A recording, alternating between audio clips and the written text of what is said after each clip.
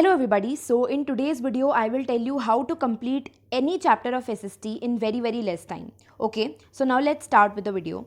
Okay, so the thing is I know कि ये चीज़ आपने भी एक्सपीरियंस की होगी क्लास 9th में भी एंड अभी आप लोग क्लास 10th में हैं. अभी भी आप लोगों ने अगर जितने भी चैप्टर्स पढ़े हैं तो आप लोगों ने ये चीज़ एक्सपीरियंस की होगी कि भाई SST में आप लोग कोई भी चैप्टर पढ़ते हैं उसके बाद आप लोग उस चैप्टर को थोड़े टाइम तक स्किप कर देते हैं और उसके बाद जब थोड़े टाइम बाद आप उस चैप्टर को निकाल के देखते हैं तो आप लोगों को लगता है कि भाई वो चैप्टर आप लोग भूल गए हैं.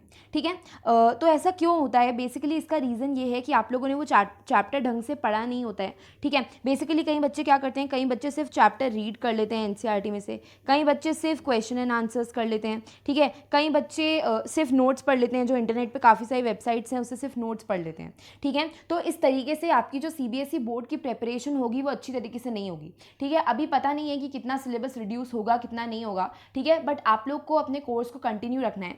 सो I am today in this video telling you some tips जिसकी हेल्प से आप लोग एसएसटी का चैप्टर बहुत ईजिली अच्छी तरीके से कंप्लीट कर सकते हैं. ओके, सो फर्स्टली एक चैप्टर को स्टार्टिंग से लेकर एंड तक एक चैप्टर को एसएसटी में स्टार्ट करके उसको ढंग से ख़त्म करना बहुत ज़्यादा इंपॉर्टेंट है. ठीक है, बच्चे क्या करते हैं कि स्टार्ट कर लेते हैं एनसीईआरटी में से पढ़ लिया. ठीक है, उसके बाद छोड़ दिया, क्वेश्चन आंसर्स पढ़ लिए उसके बाद छोड़ दिया. ठीक है, इस तरीके से अगर आप लोग एसएसटी के चैप्टर पढ़ेंगे तो आप लोग एक जगह पे स्टक हो जाएंगे, आप लोग को कोई भी चैप्टर अच्छी तरीके से याद नहीं रहेगा. सो एसएसटी में it's very important to start the chapter nicely and to end that very nicely.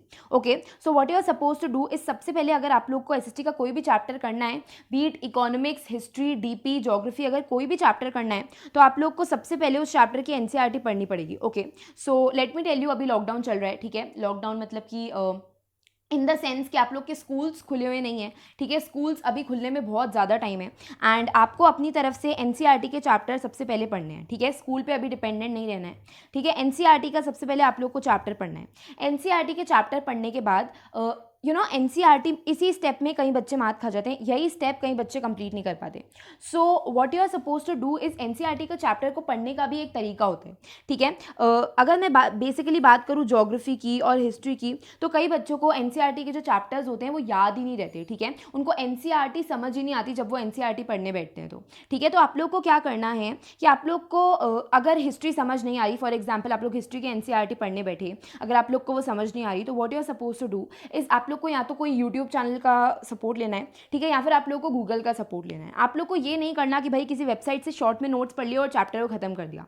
Okay, ये सही तरीका नहीं होता. चैप्टर को खत्म करने का सही तरीका होता है, फर्स्ट स्टेप इज आप लोग को एनसीईआरटी पढ़नी ही पढ़नी है. ठीक है, अगर आप लोग को कोई भी पॉइंट एनसीईआरटी में से समझ नहीं आ रहा तो देखो बहुत सारे रिसोर्सेज अवेलेबल हैं मेरे चैनल पे, सारे के सारे एसएसटी के वीडियोस अवेलेबल हैं. मैं ये नहीं बोल रही हूँ कि आप लोग मेरे चैनल पे से देख लो, आप लोग किसी भी चैनल से देख सकते हो. ठीक है, मैंने अपने चैनल पे पूरी एनसीईआरटी समझा रखी है, but make sure to follow that channel जिसके अंदर अच्छी तरीके से पूरा चैप्टर एक्सप्लेन किया गया हो. ठीक है, जिस चैनल पे अच्छी तरीके से पूरी एनसीईआरटी एक्सप्लेन की गई हो. ओके, सो सबसे पहले आप लोगों को पूरी एनसीईआरटी कंप्लीट करनी है, be it geography, history, DP, economics. ठीक है, एनसीईआरटी में ऐसा कोई भी वर्ड नहीं होना चाहिए जो कि आप लोग को कंफ्यूजिंग लगे या फिर जो कि आप लोग को समझ ना आया हो. ठीक है, तो एनसीईआरटी रीड करने का मतलब ये नहीं है कि भाई फर्स्ट गो में एनसीईआरटी रीड करी और रट्टे मारने लग गए.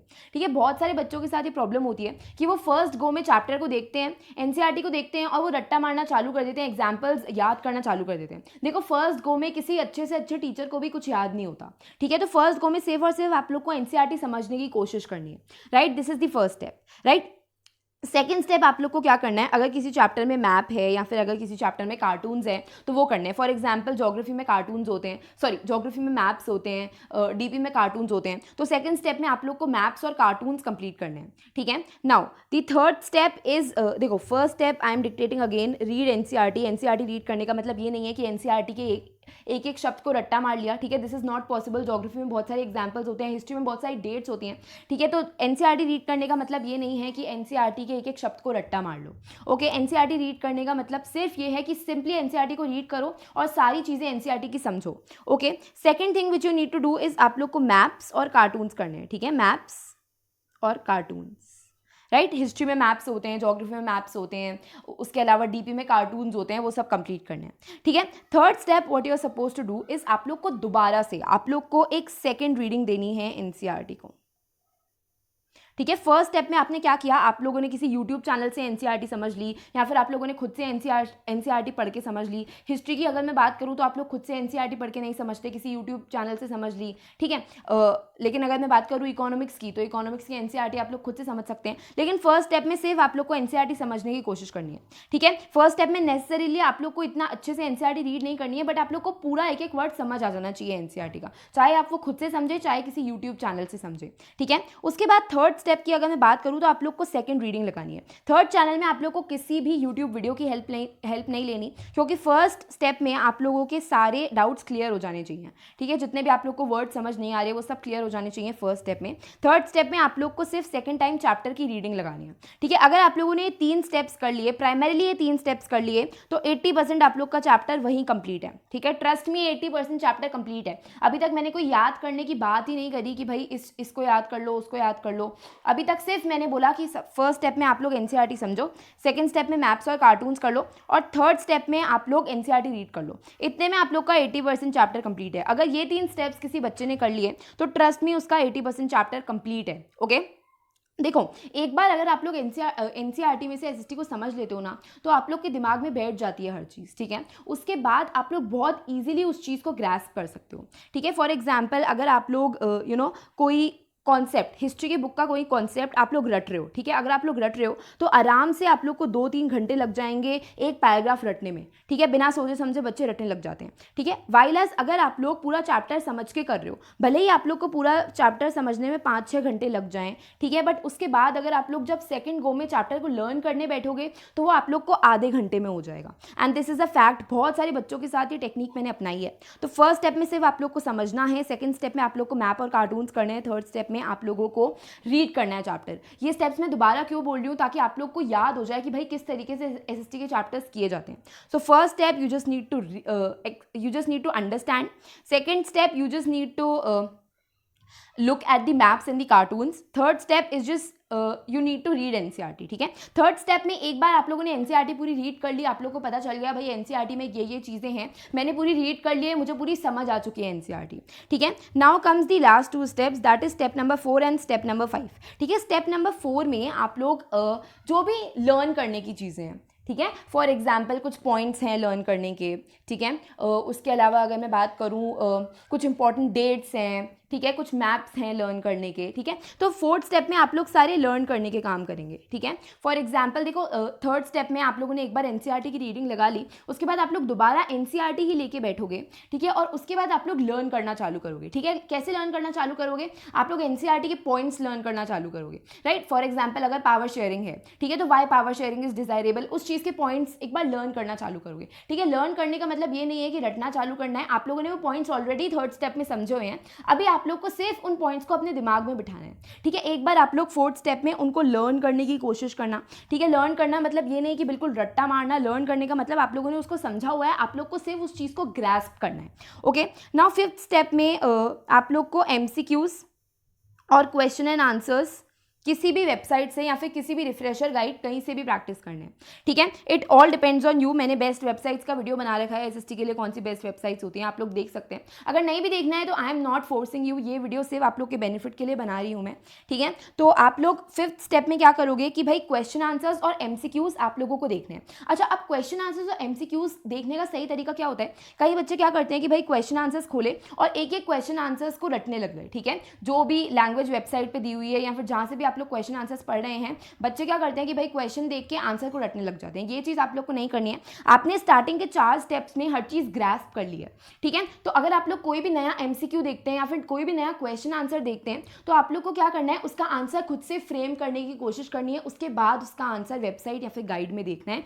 या फिर रिफ्रेशर में देखना है, ठीक है। सो ये जो स्ट्रैटेजी है, लिटरली बता रही हूँ, मेरे जितने भी पुराने स्टूडेंट्स हैं, जितने भी स्टूडेंट्स को मैं अभी पढ़ा रही हूँ, सब लोग को मैं यही स्ट्रैटेजी बताती हूँ and this is very very beneficial, ठीक है। एसएसटी में स्टक होना, अभी भी मेरे पास बहुत सारे कमेंट्स आते हैं कि मैम हम चैप्टर को कंप्लीट नहीं कर पा रहे हैं, मैम कुछ आप प्लान बताओ। तो देखो, this is the best plan. SST के बीच में बहुत सारे बच्चे स्टक हो जाते हैं, एक चैप्टर करते हैं, उसको आधा छोड़ देते हैं 2-3 पैराग्राफ पढ़ के, ठीक है। ये चीज़ आप लोग को नहीं करनी है, आप लोग को फर्स्ट स्टेप में सिर्फ समझना है, ठीक है। कोई बर्डन नहीं है, नथिंग, सिर्फ आप लोग को समझना है। सेकंड स्टेप में आप लोग को मैप्स और कार्टून्स खत्म कर देने हैं, ठीक है, समझ के अगेन। ओके, मेरे चैनल पे आप लोग को सारे वीडियोस मिल जाएंगे। मैं अपनी चैनल की कोई एडवर्टीजमेंट नहीं कर रही हूँ इधर, अपने चैनल का कोई प्रमोशन नहीं कर रही हूँ, but I just wanted to tell you कि आप लोग किसी भी चैनल से देख सकते हो, मैप्स, कार्टून्स, किसी भी चैनल से चैप्टर समझ सकते हो। ओके, थर्ड स्टेप में what you are suppose to do इस थर्ड स्टेप में आप लोगों को एनसीईआरटी की रीडिंग लगानी है खुद से, और एनसीईआरटी आप लोग को समझनी है पूरी। थर्ड स्टेप तक आप लोग को पूरी एनसीईआरटी की रीडिंग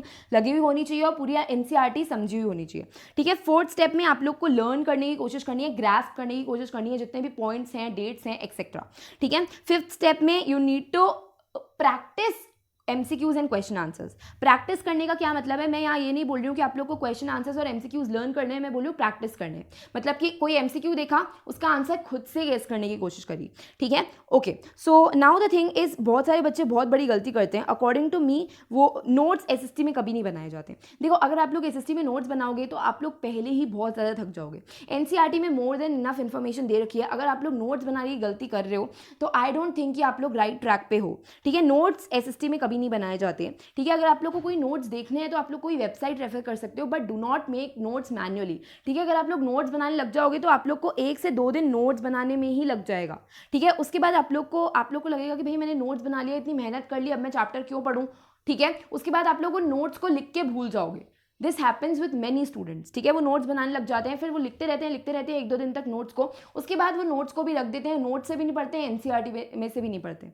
ओके, सो नोट्स बिल्कुल मत बनाना अगर आप लोग को चैप्टर को एक बार रिवाइज करना है, ठीक है। सो होता क्या है कि एक बार आप लोगों ने पांच स्टेप्स जो मैंने बताया वो फॉलो कर दिए, उसके बाद कई बच्चे बोलते हैं मैम हम चैप्टर भूल जाते हैं तो उसको रिवाइज करना है, ठीक है। तो आप लोग किसी वेबसाइट से किसी चैप्टर की समरी लेके पढ़ सकते हैं, ठीक है, लेकिन मैनुअल नोट से मत पढ़ना, okay.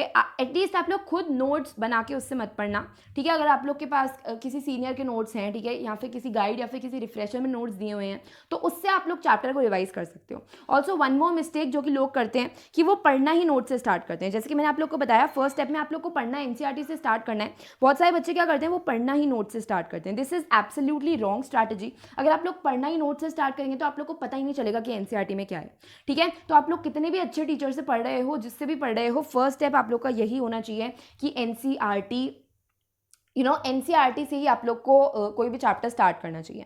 Okay, so that is it for today's video. अगर आप लोग को कोई भी अगर आप लोग को कोई भी वीडियो देखना है तो मेरे चैनल पे है, ठीक है। वाइल एज मैं ये नहीं बोल रही हूँ कि बिल्कुल स्टिक रहो मेरे चैनल पे, बिकॉज आई नो कि हर बच्चे की पावर अलग अलग होती है ग्रास्प करने की।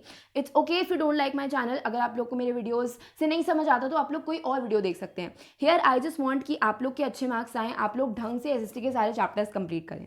Okay, so all the best and I hope you'll follow this strategy, and please don't forget to share this video with your friends and classmates. It will mean a lot for me. Okay, so thank you and have a nice day. Bye.